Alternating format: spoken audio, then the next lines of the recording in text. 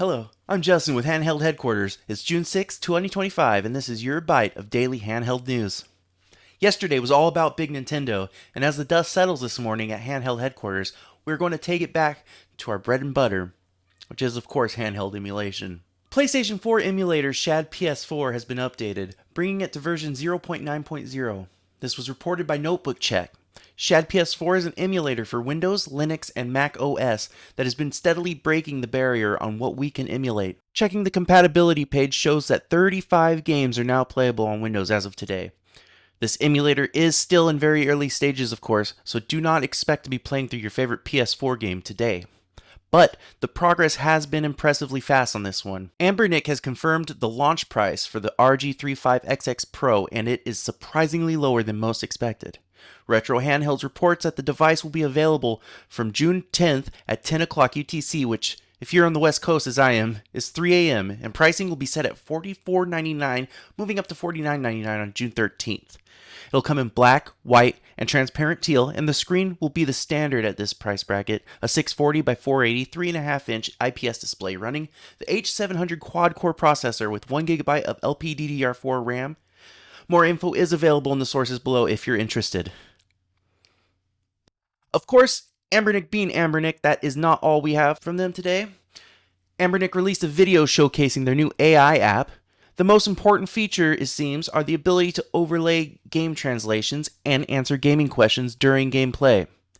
They also showcased other capabilities of the app, which are standard AI functions, chatbot, image generation, etc. No AI program is worth anything without the ability to turn your portrait into an anime character. So far, this app has been released for the RG Cube, RG406H and V, and the RG556. A link to their page with the updates is available in the description below. John Papadopoulos with DSO Gaming has reported that Bethesda has finally released its first patch for the PC version of Elder Scrolls Oblivion Remastered. Patch 1.1 comes with bug fixes and is supposed to resolve a lot of issues that cause crashes, which is a great relief. The patch also fixed player animation issues when mounting horses and fixed the infinite loading bug, which on a personal note has plagued me on many a trip into Oblivion. A link to the DSO Gaming article with further info can be found below. Best Buy seems to have raised the prices on the ROG Ally X. If you were in the market for one, you might want to consider looking sooner than later for a good deal. The 1TB model has been increased from $799 to $899, and the 2TB model from $899 to $999. The Asus store still lists them at their original prices, though, leading to speculation that this is a temporary mistake on Best Buy's behalf. We'll keep an eye on this and let you all know what the truth ends up being. The highly successful 2019 spiritual successor to Castlevania Symphony of the Night is getting a prequel. Bloodstained Ritual of the Night was originally a massively successful crowdfunding campaign and was released on just about every system available, with spin-offs of its own, releasing a trailer for the game showcasing a 2-character control reminiscent of Castlevania Portrait of Ruin.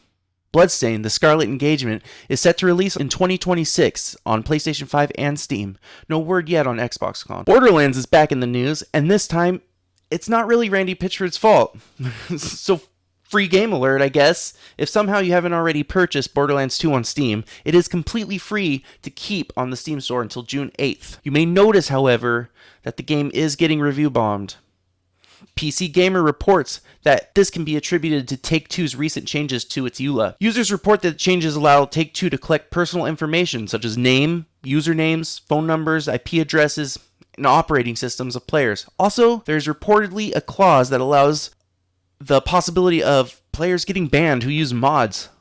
This has been called out in reviews as spyware, and I can't really say that I blame them. Anyways, pick up a copy of the greatest Borderlands game while you can. On a final note, Analogue is still radio silent on the 3D. A lot is going on in our niche every day, and I hope you can continue to spend a few minutes with me to see what's happening. That's it for today's bite of handheld gaming news. Give me a like, a sub, throw up a comment. I'd love to see some discussion on these topics. Alright, well, see you on tomorrow's news bite. Take care.